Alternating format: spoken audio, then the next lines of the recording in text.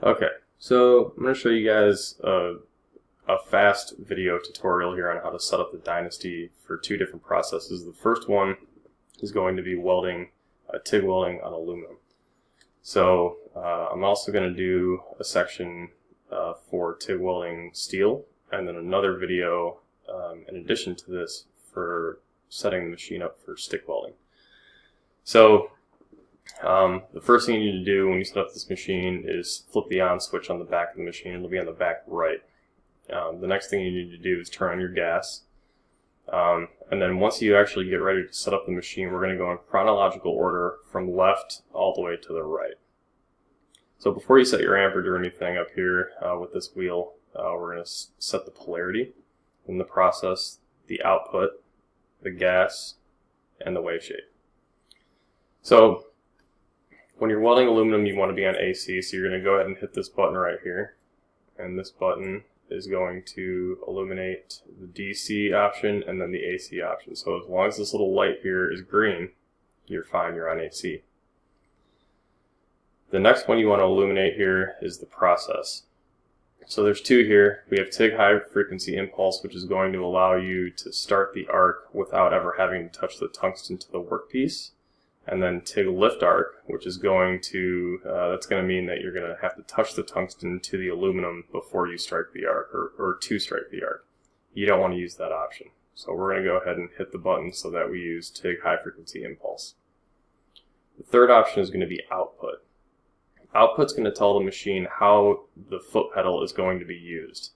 Remote standard, which is the option you want, is going to allow you to use the foot pedal like you would the gas pedal in your car, meaning the harder you press on the foot pedal, the more power the machine's going to output. And this is all going to be based on the maximum output you set with this wheel up here.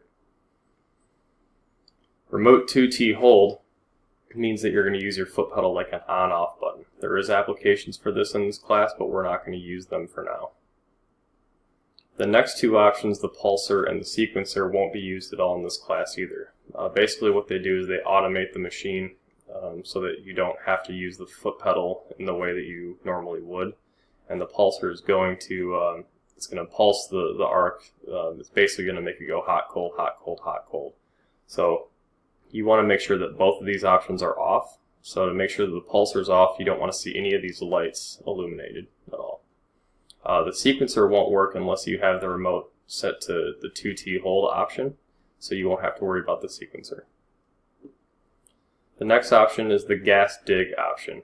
You want to set the pre-flow and the post-flow. So you're going to hit the button, the light's going to illuminate on the pre-flow. And when it illuminates on the pre-flow, you want to set the pre-flow to about a half second. That means that when you hit the foot pedal, the gas is going to flow out of the torch for a half second before the arc initiates. You're going to hit the button one more time and illuminate the post-flow option. And the post-flow is the opposite of the pre-flow. It's the amount of time after the arc stops that the gas is going to flow out of the torch. You want this to be around 10 seconds. The last option we have, there are a few settings that you can use here.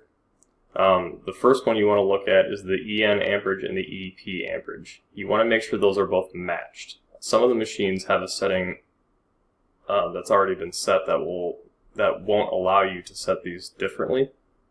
But just for just so you check, you want to make sure that the EN amperage and the EP amperage are the same. That way, when you use the scroll wheel up here to set your main amperage, that the ratio remains constant. The next one over here is the balance control. That's a very important control. That's going to show you the percentage of time that you're going to be penetrating. So the amount of time that you're going to spend on the negative side of the wave in AC. So you want to hit that and you want to set that to about 70. The last control here, the AC frequency, is going to allow you to narrow your arc depending on what you're doing. I normally weld with it between 200 and 250 hertz, but a machine that doesn't have that option is going to default at 60 hertz. So you might want to try that a few times and then turn it up just for your own education. The last thing you want to do is set the main amperage output. So if you hit this button right here, it's going to show a number, and you're going to use the scroll wheel to set that number. The number that I generally recommend that students start with is 150 amps. So that will mean that with the foot pedal all the way down, the machine's going to output 150 amps, and with the machine with the foot pedal completely off, it's going to be 0, obviously. So you can go ahead and take a screenshot of this if you want, just so you know the order that everything is supposed to go, and hope this helps.